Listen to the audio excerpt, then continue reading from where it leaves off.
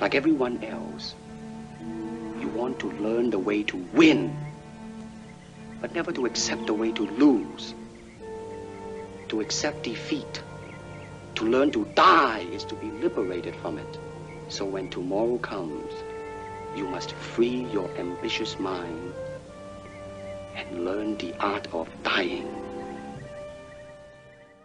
So we all know Dark Souls, the game that shows you no mercy and has you deal with a good chunk of stressful things. Things like insane bosses that take multiple deaths to beat, opening a deadly chest you thought was safe, or even some areas just driving you insane. So that makes you wonder, what makes people love Dark Souls so much? Even after dying constantly and dealing with the worst kind of things that make you want to break your controller or even throw your cat.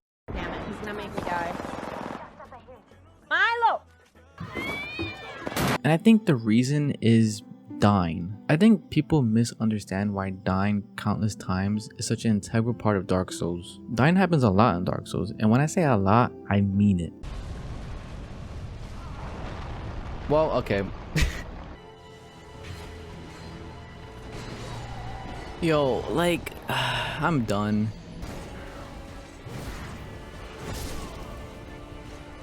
Bro, what the fuck, man? It's a stressful thing to deal with, trust me, I have a table to prove it. But even with how challenging the game can be, it's just as rewarding. And from playing Dark Souls so much, I think the reward factor is what made me enjoy it. But I didn't realize that rewarding feeling the game gives you was one of the charms of the game when I first played. When I played, I didn't really enjoy it or find it fun. To be honest, it was kind of exhausting to play. And yes, if I had a time machine, I would go back and slap the shit out of me because the young me was stupid. Anyway, my brother told me that it was a fun game to play, so I gave it a try. But when I did, I didn't really see why. I still gave it a chance, so like most players when they make it to Firelink Shrine, I was hanging out with the skeletons like an idiot, and that didn't really go well. So after a while, realizing that's not the right route, I went towards Taurus Demon and eventually made it to the bridge, but that was kind of where I ended. After that, I kind of just stopped playing and never played again. That wasn't until Xbox released it as one of its free games with Gold one month, so I was like, alright, I'll give it a chance. It's really weird, but this time I actually enjoyed the game more because it felt more rewarding. And I didn't realize that last time that's what this game was all about. Since I had past knowledge, I was able to quickly get to the bridge again, and that's when I realized, oh, okay, this game rewards you for actually being skillful, for learning and, processing what's going on. And that felt good, it felt good to quickly get to the bridge again. And I think another reason why I enjoyed it more this time is that it was a really good distraction from what I was dealing with at the time. I was dealing with a heartbreak from a recent breakup, and this was like a good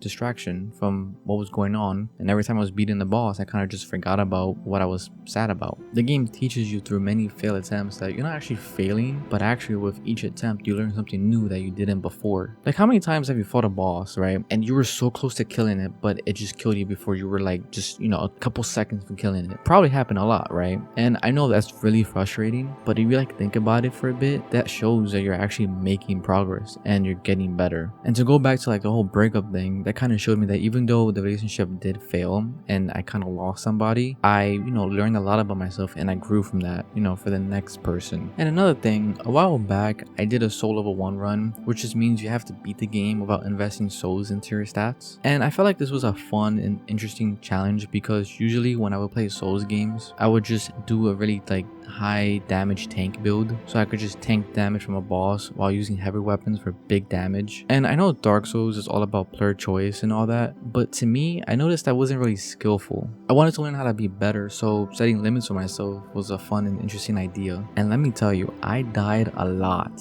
For example, Gwyn is a pretty easy boss when you're using those type of builds, but I wanted to challenge myself, so I spent, and you're gonna laugh at this, I spent 4 hours learning how to parry him. And the reason why it took 4 hours is because I never parried before in the game. I never even tried to practice it. I knew it was a thing, but I was like, okay, this is too hard to learn, I don't want to do it. So for maybe just 5 years or whatever playing Dark Souls, I just never parried. But this time I was like, okay, I'm gonna learn this boss's weaknesses and I'm gonna learn it, and it took 4 hours. I could have just dodged his moves and slowly chipped away at his health, but I wanted to challenge myself and just do something that was more skillful. Or at least to me, it was more skillful to me to do that. And it was really rewarding. Like, it felt good. Even though it took 4 hours and that really sucked, at the end, those 4 hours didn't mean anything. Like, once I met my goal, I was just sitting there just amazed, and it felt so good. And I think that's why you see so many crazy challenges being done with Dark Souls. Challenges like beating the game without getting hit once, beating the game only using a bow, or even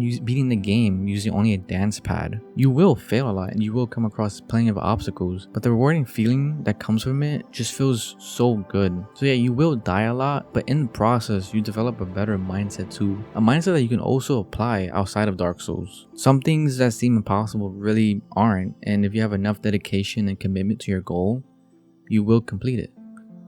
Whatever that goal is, just go through that fog again, learning, growing, and being a better you.